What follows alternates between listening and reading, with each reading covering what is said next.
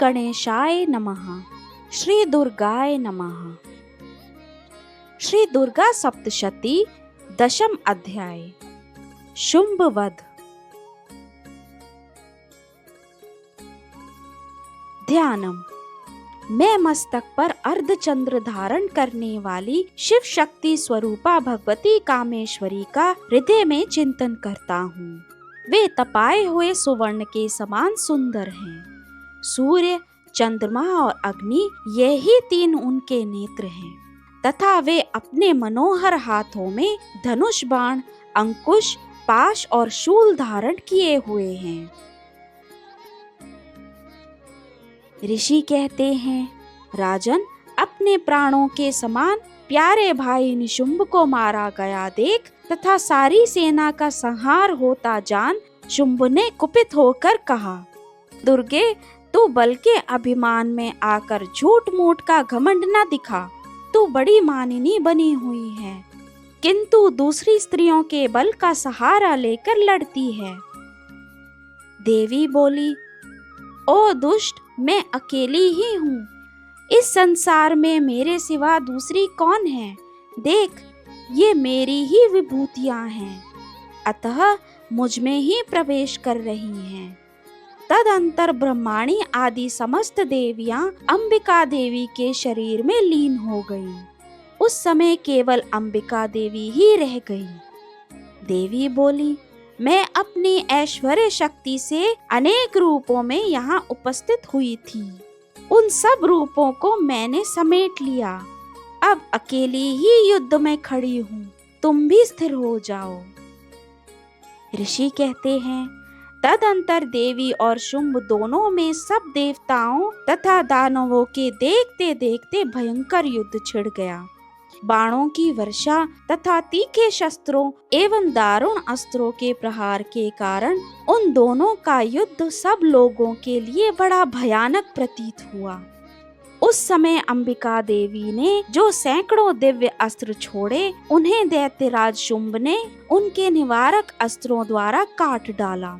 इसी प्रकार शुंभ ने भी जो दिव्य अस्त्र चलाए, उन्हें परमेश्वरी ने भयंकर हुंकार शब्द के उच्चारण आदि द्वारा खिलवाड़ में ही नष्ट कर डाला। तब उस असुर ने सैकड़ों बाणों से देवी को आच्छादित कर दिया। यह देख क्रोध में भरी हुई उन देवी ने भी बाण मारकर उसका धनुष काट डाला।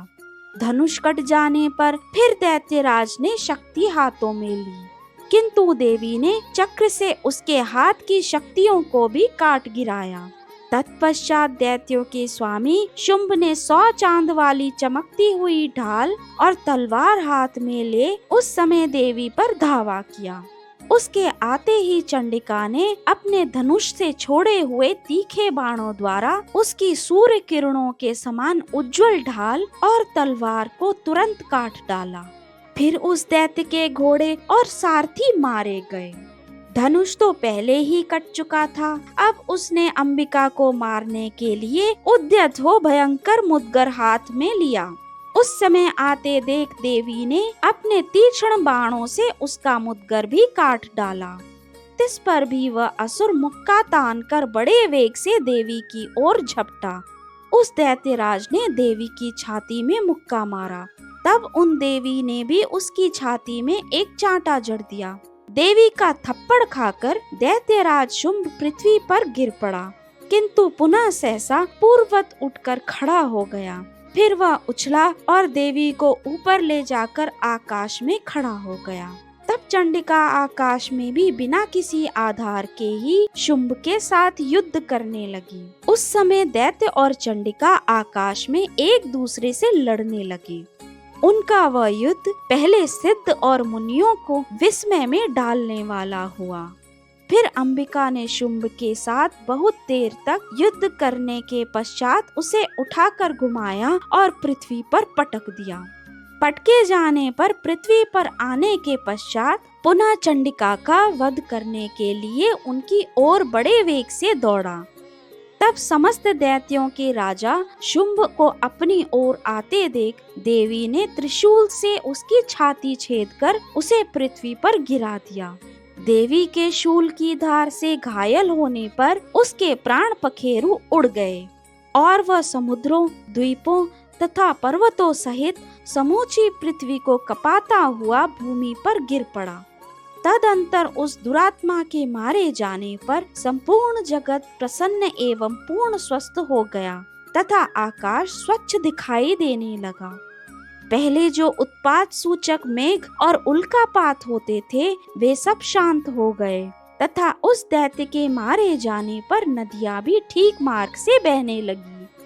उस समय शुंभ की मृत्यु के पश्चात संपूर्ण देवताओं का हृदय हर्ष से भर गया और गंधर्व गण मधुर गीत गाने लगे।